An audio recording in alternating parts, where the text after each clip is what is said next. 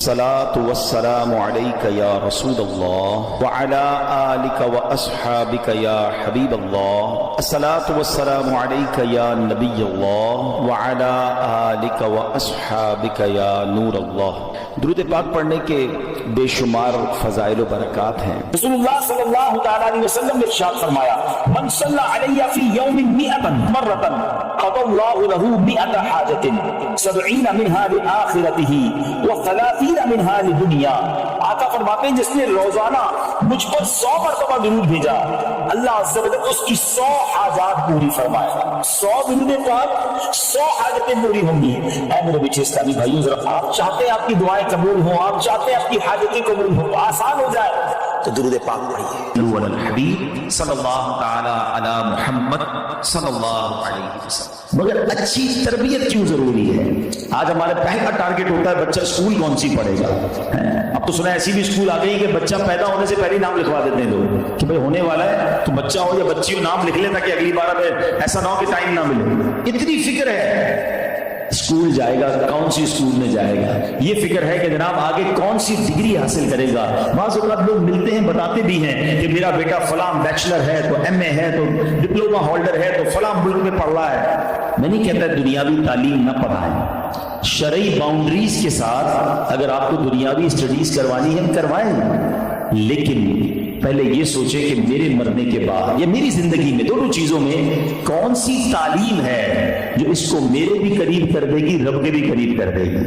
اور وہ تعلیم وہ دینی تعلیم ہے. کیا خوبصورت دین ہے ہمارا. ہم نے اپنے بچے کو دین کی طرف نہیں لگایا.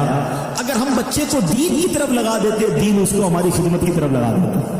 ہم بچے کو قرآن و حدیث سکھاتے، قرآن و حدیث اس کو ہماری خدمت سکھا دیتے.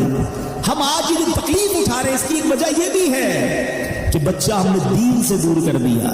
اگر آپ چاہتے ہیں کہ آپ کے بڑھاپے کا سہارا آپ کے بچے بنے، آپ کے مرنے کے بعد بھی آپ کے لیے صدقہ جاریہ بنے، تو آپ نے اپنے بچوں کو دین کی طرف لانا ہے. کچھ اولادیں وہ ہیں جن کی ماں باپ نے تربیت ایسی کی ہم نہیں چاہتے تو خود رابطہ کر رہے ہوتے ہیں کہ ماں کا انتقال ہو گیا، یار کچھ کنواں کھدوانا ہے، کوئی مسجد بنانی ہے، تو مدرسے میں میری ماں کے لیے مجھے کچھ کرنا ہے. کیوں؟ ماں نے تربیت ایسی کی، والد نے تربیت ایسی کی، انہیں ماحول ایسا دیا کہ ماں باپ کے مرتے ہی انہیں فکر ہو گئی کہ میری ماں قبر میں اکیلی ہے، میرا والد قبر میں اکیلا ہے، اس نے روز مجھے کھانا کھلایا تھا، آج میں روز اسے ثواب پہنچانے کا کوئی انتظام کروں. یہ اس بچے کے دل میں خیال کیسے آیا؟ کیونکہ اللہ نے اسے اچھا ماحول عطا کیا، ماں باپ نے اس کو اس ماحول کی طرف بڑھایا. تو خدارا اپنے بچوں کی ایسی تربیت کرو کہ بڑھاپے میں بھی تمہارا ساتھ دیں اور مرنے کے بعد بھی تمہارے لیے صدقہ جاریہ کا باعث بن جائیں. آپ کے بچے آپ کے قدموں میں رہیں گے اگر آپ نے بچوں کو دیندار بنا دیا. اللہ کرے یہ فارمولہ سمجھ آ جائے نا. ہم سمجھتے بچہ میری بات مانے، میری کیوں نہیں مانتا؟ ارے پہلے سے اللہ رسول کی بات منانے والا بنا دو، یہ تمہاری بھی ماننے والا بن جائے گا. کیونکہ جب یہ جائے گا نا دین کی طرف، اسے قرآن ماں باپ کی طرف بھیجے گا، اسے حدیث ماں باپ کی طرف بھیجے گی، اسے علماء کرام ماں باپ کی طرف بھیجیں گے. تو میں یہاں والدین سے گزارش کروں گا.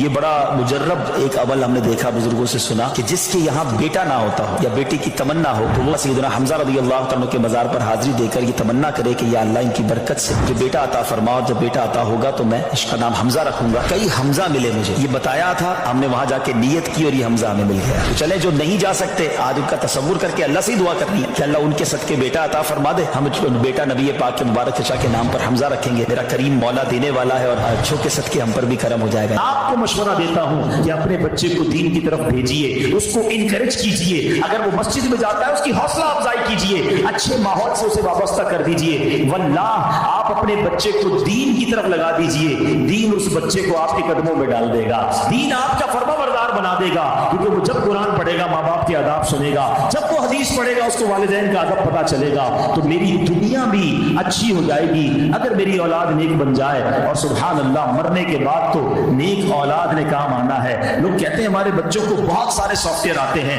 ارے جناب بہت سارے موبائل کے اس کو فنکشنز آتے ہیں. مجھے بتاؤ نا میرے مرنے کے بعد میری قبر پر بیٹھ کر گوگل، یاہو، واٹس ایپ یا جناب ایمو کھول کر مجھے کوئی سالے ثواب کرے گا، یا قرآن پڑھنا آتا ہوگا تو ثواب پہنچائے گا، نمازی ہوگا تو میرے لیے دعا کرے گا. میں نے اس کو سخاوت کی عادت ڈالی ہوگی تو صدقہ خیرات کر کے میرے لیے صدقہ جاریہ کا باعث بنے گا.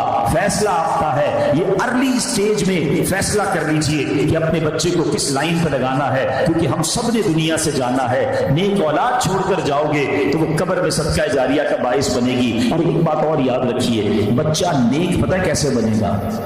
جب ہم نیک بنیں گے. بچے کا سب سے پہلی انسپریشن اس کے والدین ہیں. وہ باپ کو دیکھتا ہے میرا باپ نمازی ہے کہ نہیں. باپ کہے میں صرف جمعے کی نماز پڑھوں, بچہ 5 وقت کا نمازی بن جائے, ایسا مشکل ہے. ماں کہے میں بے پردہ گھوموں, میری بچی کے پا پردہ ہو جائے, ایسا بہت مشکل ہے. آپ کو اپنے آپ کو تبدیل کرنا ہوگا, اپنی بری عادتیں چھوڑنی ہوں گی. انشاءاللہ بچہ اس کو دیکھ کر نیک بننا شروع ہو جائے گا.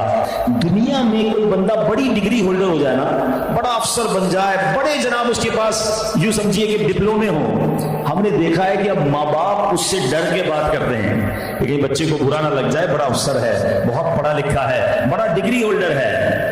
مگر سچ بتاؤں کہ جب کسی کا بیٹا عالم بن جاتا ہے نا, مفتی بن جاتا ہے نا, تو اب وہ بیٹا ڈرتا ہے کہ کہیں ماں باپ کو برا نہ لگ جائے, کیونکہ اس کو شریعت نے بتایا ہے کہ ماں باپ کو اف نہ کہنا, ماں باپ کو تکلیف نہ دینا, ان کی دل آزاری نہ کرنا.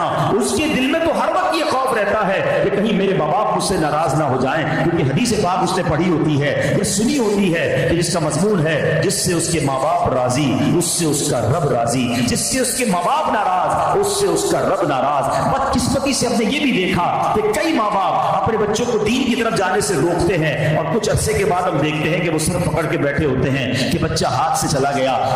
یاد رکھیے ہم نے نارملی دیکھا ہے, میجورٹی کی بات کر رہا ہوں, سب کی نہیں, کوئی ناراض نہ ہو جائے. میں ہر ٹاپک پر بہت دیر تک گفتگو کر سکتا ہوں, لیکن ظاہر ہے کہ مجھے ایک وقت کے اندر اپنا بیان کمپلیٹ کرنا ہے. میں بہت مختصر بات کر کے آگے بڑھ جاؤں گا.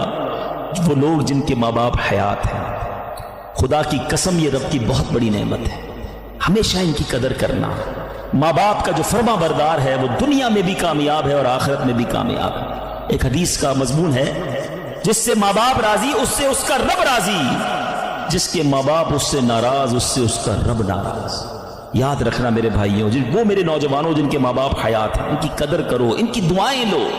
خدا کی قسم اس کو کامیابی سے کوئی نہیں روک سکتا جس کے ساتھ ماں باپ کی دعائیں ہیں, اور اس شخص کو بربادی سے کوئی نہیں روک سکتا جس کے ماں باپ اس سے ناراض ہے. دنیا میں اور بہت سارے گناہ ہیں, ہر گناہ کی سزا, اس کا رزلٹ, اس کا عذاب جو ہے وہ بندے کو مرنے کے بعد پتہ چلتا ہے.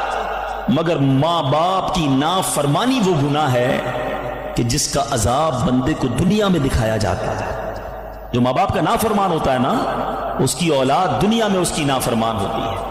آج آپ بہت سارے اسلام میں پرچیاں بھی دیتے ہیں, دعائیں بھی کرواتے ہیں. میں آپ کو ایک مشورہ دیتا ہوں, ادھر ادھر دعائیں مت کراؤ. جس کے پاس ماں ہے نا, اپنی ماں کے قدموں میں بیٹھ جاؤ. خدا کی قسم ماں دل سے دعا کر دے, طوفان ٹل جایا کرتے ہیں. بھول گئے آپ کہ جنت میں موسیٰ کا پڑوسی بنا دیا اللہ نے. ایک کسائی کو ماں نے دعا دی تھی, اللہ نے موسیٰ کا جنت میں پڑوسی بنا دیا. کہ نبی پاک علیہ السلام فرماتے ہیں, حضرت عبداللہ ابن زبیر رضی اللہ عنہ سے روایت ہے کہ جو ماہ رجب میں کسی مسلمان کی پریشانی دور کرے, اللہ عز و جل اس کو جنت میں ایسا محل عطا فرمائے گا جو حد نظر تک وسیع ہوگا. تم رجب کا اکرام کرو, اللہ کریم 1000 کرامتوں کے ساتھ تمہارا اکرام فرمائے گا. اللہ کرے کہ ہماری کوئی نماز قضا نہ ہو, ہم اس پہ نفلی روزے رکھیں, اس پہ درود پاک کی کثرت کریں, استغفار کی کثرت کریں. اللہ کا مہینہ ہے, خوب اللہ کی طرف لو لگائیں کہ یا اللہ تیرا مہینہ آ گیا, بندہ بھی تو میں تیرا ہوں, میرے مولا تو میری مغفرت فرما دے. اللہ ہمیں اس مہینے کی برکتیں عطا فرمائے. پھر کتنا سخت ہوتا ہے سمجھیے گا. یاد رکھیے سختی کی اور بھی چیزیں ہوتی ہیں. لوہا بڑا سخت ہوتا ہے, لکڑی بڑی سخت ہوتی ہے, مگر لوہا آگ سے نرم ہو جاتا ہے. لکڑی پانی سے نرم ہو جاتی ہے, مگر پتھر کتنا سخت ہوتا ہے, نہ آگ میں گلتا ہے نہ گرمائش میں پگھلتا ہے. ہتھوڑے مار مار کے اس کا برادہ تو کر سکتے ہیں, چورا چورا کر سکتے ہیں, مگر نرم نہیں کر سکتے. تو قرآن نے مثال کیا دی کہ دل پتھر سے سخت ہو گئے. اچھا پھر کہا او اشد قسوہ, پتھر سے بھی زیادہ سخت ہو گئے. اللہ اکبر. ان دلوں کا عالم کیا ہوگا کہ جن کو قرآن کہہ رہا ہے کہ تمہارے دل پتھر جیسے سخت, بلکہ اس سے بھی زیادہ سخت ہوگا. اللہ اکبر. اے میرے پیارے اسلام, حالانکہ پتھر کی ایک اور تعریف قرآن خود آگے بیان فرما رہا ہے وَإِنَّ مِنَ الْحِجَارَةِ لَمَا يَتَفَجَّرُ مِنْهُ الْأَنْهَارُ، پتھر میں تو کچھ وہ ہیں جن سے ندیاں بہتی ہیں، وَإِنَّ مِنْهَا لَمَا يَشَّقَّقُ فَيَخْرُجُ مِنْهُ الْمَاءُ،